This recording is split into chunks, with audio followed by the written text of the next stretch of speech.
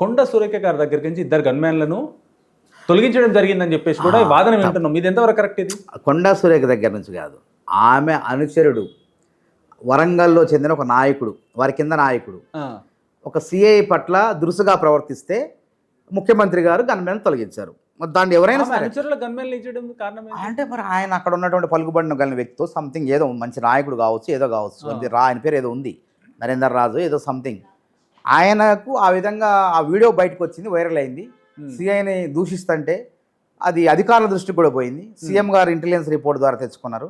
అవసరం లేదు ఆయనకి తీసేయండి అని చెప్పేసి గన్మెన్ తీసేశారు. కొండా సురేఖ గారి మీద ఏ చర్యలు తీసుకోలేదు.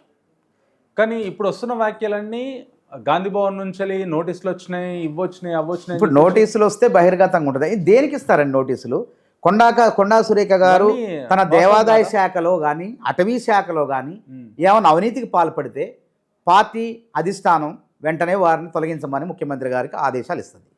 అంతేగాని ఏమీ లేకుండా, లేకపోతే దాని మీద పోరాటాలు లేకుండా ఉత్తపుణ్యానికి ఆమెను అవమానపరిచి, ఒక మహిళను చూడకుండా అవమానపరిచి, ఆమె దానికి బాధని వ్యక్తం చేసి, ఆ వ్యక్తం చేసే బాధలో చిన్న పొరపాటు జరిగితే దాన్ని కూడా భూతద్దంలో చూపించేసి వాళ్ళకి చెప్పేశారు. వాళ్ళు నేను చేసిన ఒక ఉపసంహరించుకుంటున్నా అని చెప్పిన తర్వాత వాళ్ళకి లేని బాధ వీళ్ళకి వచ్చింది మధ్యలో వాళ్ళకి.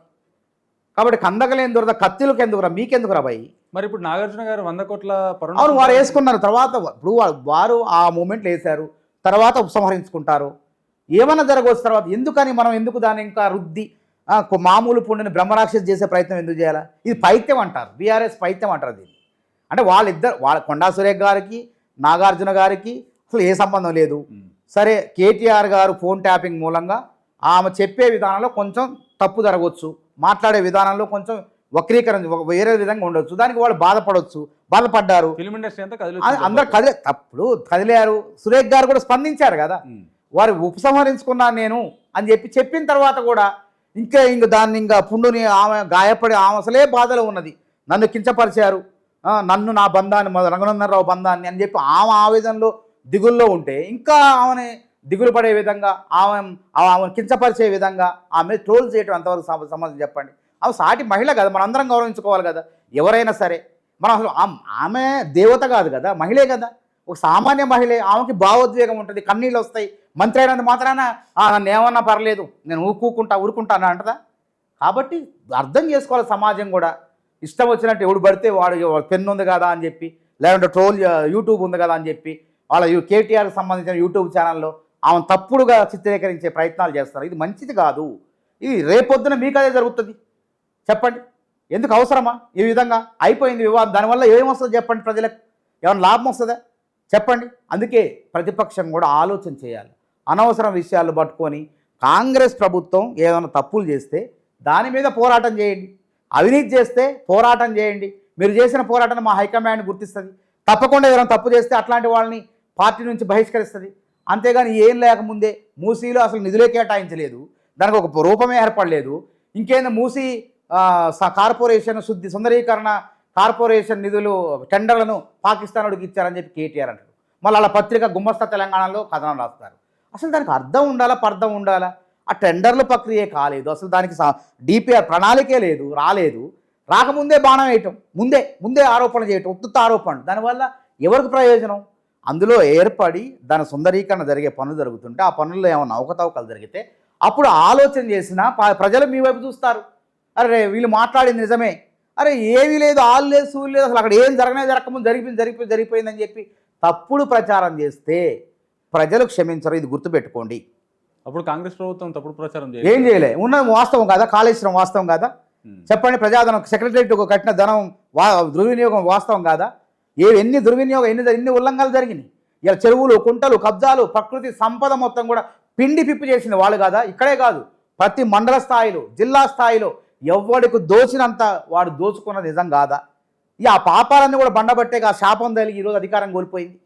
కాబట్టి ఆ తప్పు చేయొద్దు. మీరు ప్రజల వైపు నిలబడండి. అధికారం ఉన్నా ప్రజల తరపునే, ప్రతిపక్షం ఉన్నా ప్రజల తరపునే. కాంగ్రెస్ పార్టీ మీకు లెక్క మీ సొంత పార్టీ కాదు. కాంగ్రెస్ పార్టీ బహునాయకత్వం ఉంటుంది, మా పైన నాయకత్వం ఉంటుంది, పెద్ద నాయకత్వం ఉంటుంది. ముఖ్యమంత్రి తప్పు చేసినా, ఇంకెవరు తప్పు చేసినా మా పైన చర్యలు తీసుకోవడానికి అధిష్టానం ఉంటుంది. కానీ మీరు అట్లా కాదు కదా, మేమే మొత్తం, మా కుటుంబమే మొత్తం, మేము చెప్పింది నడవాలని చెప్పి ఇష్టం వచ్చినట్టు మీరు ప్రకృతి సంపద మొత్తం దోచుకున్నారు. ఎన్ని అవినీతి కార్యక్రమాలు, 1, 2, 3 చెప్పడానికి. అదే కాళేశ్వరం కళ్ళ ముందు కనపడుతుంది. కాంగ్రెస్ దీన్ని వదిలిపెట్టేసేయండి, ఇది పక్కన పెట్టేసేయండి. కానీ కొంపలో కుంపటి అంటారు. ఈ సామెత నీకు బాగా అర్థమైంది. సరే, కొంపలో కుంపటి చెప్పండి. కొంపలో కుంపటి అంటారు. కాంగ్రెస్లో ఉన్న పెద్ద నాయకులు ఎవరైతే ఉన్నారో, ఇప్పుడు ఉన్న ప్రభుత్వం సీటు పైన ఉన్న రేవంత్ రెడ్డి గారు ఈయనను తొలగించాలని చెప్పేసి సొంత పార్టీ వాళ్ళే గోతులు దవ్వుతున్నారు విపరీతంగా. ఇప్పుడు వాస్తవం అవునా? అవన్నీ కూడా కావాలని చెప్పేటువంటి ప్రచారాలు, ఇవన్నీ ఆరోపణలు, వీళ్ళంతా కూడా ఐక్యంగా అంటే కాంగ్రెస్ పార్టీ వాళ్ళు ఢిల్లీకి వెళ్ళి ఎన్నికల కాంగ్రెస్ పార్టీలు అధిష్టానం, అందుకే అది పెద్ద పాత్ర పోషిస్తుంది. ఇప్పుడు కాంగ్రెస్ పార్టీలో స్వేచ్ఛ ఉన్నది. ఏమన్నా మనసుకు బాధ అయితే చెప్పుకోవడానికి ఢిల్లీ పోయి చెప్పుకునే అవకాశం, వెసులుబాటు ఉన్నది. కానీ వేరే పార్టీలు, ప్రాంతీయ పార్టీలు అది లేదు కదా. సామాజిక న్యాయం చేసే పార్టీ, ఒక దళితులు అధ్యక్షుడిగా ఉండడు, పార్టీ అధ్యక్షుడిగా ఉండడు, జాతీయ అధ్యక్షుడు ఎవరు? మల్లికార్జున ఖర్గే. ఇక్కడ ఒక దళితుడు ఉప ముఖ్యమంత్రిగా ఉన్నాడు, ఒక ఓసీ ముఖ్యమంత్రిగా ఉన్నాడు. అన్ని వర్గాలను కూడా కాపాడుకుంటూ అన్ని వర్గాలకు కూడా అవకాశాలు ఇచ్చే పార్టీ కాంగ్రెస్ పార్టీ. ఇప్పుడే కాదు, 61లోనే దామోదరం సంజయ్ గారిని ముఖ్యమంత్రి చేసిన, జాతీయ అధ్యక్షుడిని చేసిన, కేంద్ర మంత్రిని చేసిన. అందరికి కూడా, అన్ని వర్గాలకు కూడా అవకాశం వస్తుంది కాంగ్రెస్ పార్టీ. శివశంకర్ గారు లాంటి వ్యక్తిని కేంద్ర మంత్రిని చేసిన. ఎవరైనా చేసిర్రు అట్లా చెప్పండి? అది ఇప్పుడు బీజేపీ పార్టీ వాళ్ళు కాంగ్రెస్ పార్టీ విధానాలని అనుసరిస్తున్నారు. అంటే కాంగ్రెస్ పార్టీ చేసిన సామాజిక న్యాయాన్ని అనుసరిస్తున్నారు. ఎందుకంటే ముందు పుట్టిన పార్టీ కాంగ్రెస్ కదా. కాబట్టి కాంగ్రెస్ పార్టీకి అధిష్టానం ఉంటుంది, ఏ తప్పులు జరగవు. ఒకవేళ ఎవరైనా బాధ వచ్చినా ప్రభుత్వాన్ని కూల్చాలనుకోరు. ముఖ్యమంత్రి సీట్ వాళ్ళు అనుకోగానే వచ్చేది కాదు. అది ముఖ్యమంత్రి సీట్ కావాలన్నా కాంగ్రెస్ పార్టీలో తప్పులు జరగకూడదు, తప్పులు చాలా జరిగినాయి. తప్పులు, అవినీతి జరగదు. తప్పులు, అవినీతి జరిగితే వెంటనే విషయం వినండి, అవినీతి లాంటివి ఏమైనా జరిగితే హైకమాండ్ ఊరుకోదు. అందుకే రేవంత్ రెడ్డి గారు కూడా కార్యకర్తలు కూడా చెప్తాను, చాలా జాగ్రత్తగా ఉండండి, ఎటువంటి తప్పులు చేయకండి.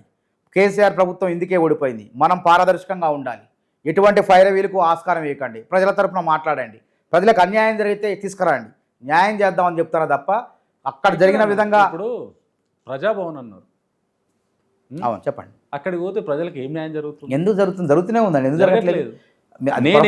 నేను రిపోర్టింగ్ వెళ్ళి నేను ప్రజలను అడిగితే, అన్న వారం రోజులు తిరుగుతున్నాము, ఏ పని లేదు అంటే లోపలికి కూడా రానివ్వట్లేదు. ప్రొద్దున 8 గంటలకు అన్నారు, 8 గంటలకు 6 గంటలకు వచ్చి కూర్చుంటే లోపల కూడా రానివ్వట్లేదు. మా పరిస్థితి ఏంటి? ఇప్పుడు అది వచ్చి పేపర్స్ తీసుకొని పోతారు, సమస్యలు ప్రాబ్లమ్. ఇప్పుడు దానికి నోటిఫై చేస్తారు, అన్ని కూడా వెళ్తాయి, మెసేజ్లు వస్తాయి వెంటనే.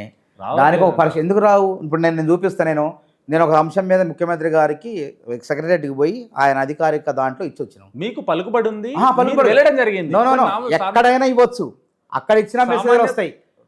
అయితే అది సామూహిక పరమైనటువంటి, ఇప్పుడు ప్రజలకు పెన్షన్ రావట్లేదు. మా నాన్న చనిపోయిండు, మా అమ్మకి పెన్షన్ రావట్లేదు అని ఒక కుర్రాడు వాళ్ళ అమ్మని తీసుకొని వస్తే ఆ ప్రాబ్లము 2 నెలల నుంచి అట్లే పెండింగ్. అయితే అక్కడ సత్వరమైన పరిష్కారం కావాలంటే ఆ పిల్లవాడు ఏ నియోజకవర్గం, ఆ ఏ నియోజకవర్గం వినండి, అక్కడ ఉన్నటువంటి స్థానిక ఎమ్మెల్యే ఉన్నాడా లేడా, ఆ ఎమ్మెల్యే దగ్గర పోతే సత్వర పరిష్కారం అవుతుంది. ఎందుకంటే ఆయన ఎవరు సంబంధిత అధికారులు ఆయన దగ్గర తీసుకువెళ్ళి ఒకరోజు కాకపోతే 2వ రోజు అవకాశం ఉంటుంది. కానీ ఎక్కడో నియోజకవర్గంలో సమస్య ఇక్కడ తీసుకొస్తే కాదు, ఇక్కడ అందరికి సామూహికమైన సమస్యలు ఏవైనా ఉన్నాయా, రాష్ట్ర వ్యాప్తానికి సంబంధించిన సమస్యలు ఉన్నాయా అన్న? ఇప్పుడు ఎమ్మెల్యేలు అన్నారు కదా, ఎమ్మెల్యేల గురించి ఒక మాట అడుగుతాను, చెప్పండి. ఇప్పుడు ఎమ్మెల్యే ప్రజల కోసం పనిచేసే వ్యక్తి.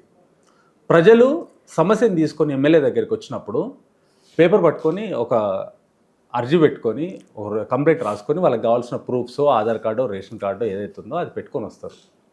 పర్లేదు మా తర్వాత చూస్తా, కార్లో పోతుంటా, అయ్యా నేను వస్తున్నా. సరే, అట్లాంటి నిర్లక్ష్యంగా వ్యవహరించకూడదు. కొండా సురేఖ గారు వచ్చినట్టు కూడా వీడియో చూపిస్తాను, ఎమ్మెల్యేలు వచ్చినప్పుడు కూడా చూపిస్తాను, మినిస్టర్లు వచ్చినప్పుడు ఇది జరిగింది. అంటే ఫస్ట్ మనం ఏం చేయాలంటే టిల్ నౌ ఇప్పుడు కూడా ప్రతి ఎమ్మెల్యే కానీ ప్రతి మినిస్టర్ కానీ ఎవరు వచ్చినా సరే ప్రజల కోసం పనిచేసే మనుషులు ఉన్నారు. అయితే మనం ఏం చేస్తామంటే గెలిచినప్పుడు ప్రజలు వచ్చినప్పుడు నువ్వు ప్రజలకి రెస్పాన్స్ ఇవ్వు, వాళ్ళ ప్రాబ్లమ్ సాల్వ్ చేయి. నువ్వు కార్లో తిరగడానికి 4 గన్మెన్ వేసుకొని కార్లో ఎమ్మెల్యే దగ్గర జరుగుతుంది. నేను ఇంకోటి వాళ్ళ పనులు వేరే ఉంటాయి కదా, ఏ పనులున్నా పర్లేదు, నువ్వు మీటింగ్లు ఉన్నా సరే వీళ్ళకి టైం కేటాయించు. రోజు గవర్నమెంట్ ఆఫీస్లో ఉంది 3 నుంచి 5 గంటల వరకు, లేకుంటే పొద్దున్న 6 గంటల నుంచి 10 గంటల వరకు ఇలా టైం పెట్టు. ఈ టైంలో నేను పార్టీ ఆఫీస్లో ఉంటా, లేకుంటే ఈ టైంలో ఈ గ్రామంలో ఉంటా, ఈ టైంలో ఈ మండల ఆఫీస్లో ఉంటా, ఈ టైంలో ఇక్కడ ఉంటా. అందరు వాట్సాప్లో ఉండే కదా, గ్రూప్లలో పెట్టి టైం స్ప్రెడ్ చేయండి, మీ సమస్యలు తీసుకురండి, సాల్వ్ చేస్తారు. అందుకే కదా ఎమ్మెల్యే దగ్గరికి పోయినా మినిస్టర్ దగ్గరికి పోయినా ఇలాంటి ప్రాబ్లము అర్జీ పెట్టుకొని పోతే కూడా డోర్లు వేయడము, గన్మెన్లు నూకేయడము, వీళ్ళ పక్కన ఉంటే ఎవరైతే ఉంటారో అంటే మనము హిందీలో ఏమంటాం చేయలేగాలంటాం. అదే అదే వీళ్ళందరూ పక్కన నెట్టేయడం, జరగమ్మా పక్కరు అంటే ప్రజలు కుక్కలు కాదు వాళ్ళను, జరగండి పక్క జరగండి అని నూకేయడానికి. సరే, వాళ్ళు సమస్య పట్టుకొని వచ్చారు, వాళ్ళ ఓటుతోటి గెలిచావు నువ్వు. ఒక్కళ్ళో ఇద్దరు ఒక్కళ్ళు కాదు, ప్రతి ఎమ్మెల్యే దగ్గర నేను తీసుకెళ్తాను మిమ్మల్ని. ఆ విధంగా చేస్తే అది తప్పు అవుతుంది. ఎందుకంటే ప్రతి ఆ ఎమ్మెల్యే విధంగా ప్రవర్తించొద్దు, ఆ విధంగా ప్రవర్తించకూడదు. దాని ముఖ్యమంత్రి గారు కూడా చాలా అందరు కూడా 119 స్థానాలు 63 మంది ఎమ్మెల్యేలు ఎవరైతే ఉన్నారో 64 మరి వచ్చి చేరిన వాళ్ళు కూడా అందరు కూడా చెప్పడం జరిగింది. ప్రజలు ఎవరైనా వస్తే ఫస్ట్ వాళ్ళ బాధ వినండి, వాళ్ళు పరిష్కరించే విధంగా ప్రయత్నాలు చేయమని చెప్పారు. ఒకవేళ అట్లా విరుద్ధంగా ప్రవర్తిస్తే మరి ప్రజాక్షేత్రంలో వాళ్ళకు భవిష్యత్తులో ఇబ్బందికరమైన పరిణామాలు ఉంటాయి. అది మాత్రం చరిత్ర చెప్పిన సాక్ష్యం, నువ్వు ఇది చెప్పింది నేను చెప్పింది కాదు.